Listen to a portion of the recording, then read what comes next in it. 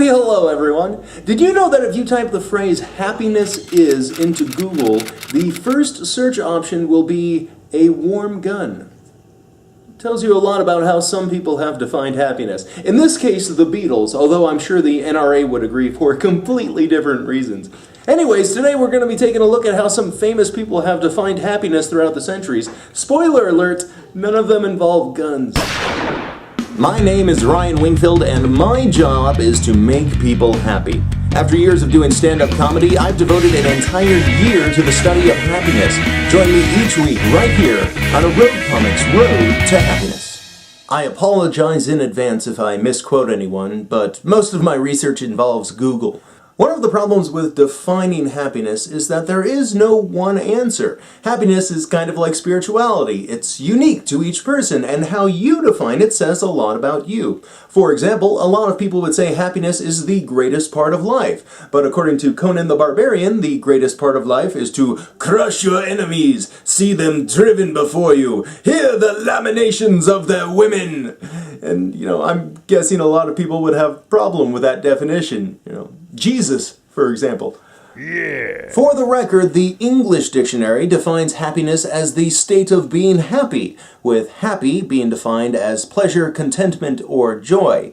The root of the word hap means chance, or fortune. Many people believe that early cultures connected happiness to being lucky. That idea changed a little bit with the ancient Greeks, though. Famous philosopher Aristotle said that people should be responsible for their own happiness. He called it a state of activity and said, "Happiness depends upon ourselves." Fellow Greek philosopher Epictetus believed it had less to do with action and more to do with acceptance. He said, "There is only one way to happiness, and that is to cease worrying about things which are beyond the power of our will." Philosophers weren't the only one to spout out inspirational poster ideas. Spiritual leaders had a lot to say as well. Buddha, for example, famously taught, "Learn to let go. That is the key to happiness." German poet Friedrich Schiller echoed a similar sentiment in the 18th century. "Happy he who learns to bear what he cannot change." And those of us who remember the 80s might recognize the message as the title song from Bobby McFerrin, "Don't worry, be happy."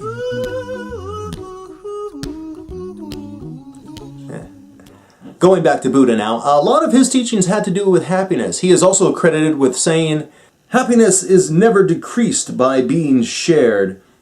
Many famous Westerners echoed a similar sentiment. Mark Twain said, "The best way to cheer yourself up is to try to cheer someone else up." Martin Luther King Jr. said, "The surest way to be happy is to seek happiness for others." Or for a more poetic take, you can go to Ralph Waldo Emerson, who said, "Happiness is a perfume you cannot pour on others without getting a few drops on yourself." Interestingly, the same could be said for flinging feces.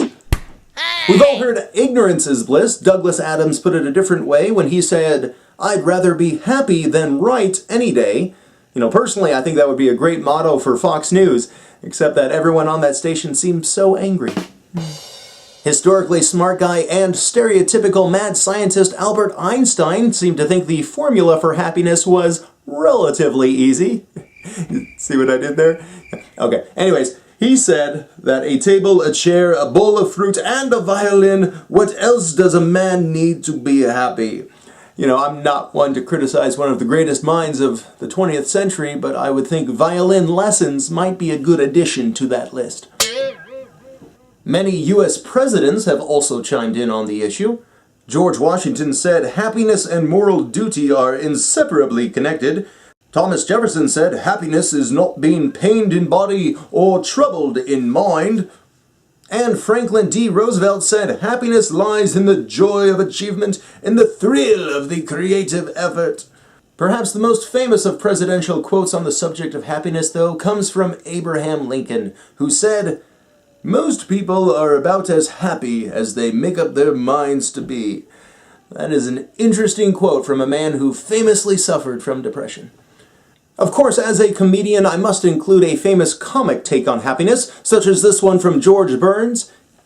He said, "Happiness is having a large, loving, caring, close-knit family in another city." And finally, while Google may suggest that happiness is a warm gun, I prefer to believe in the sentiment of Charles Schulz, the creator of Peanuts and Snoopy, who famously said, "Happiness is a warm puppy."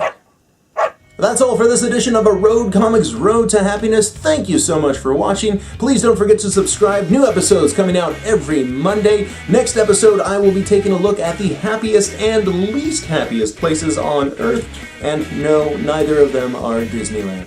Until then, keep laughing.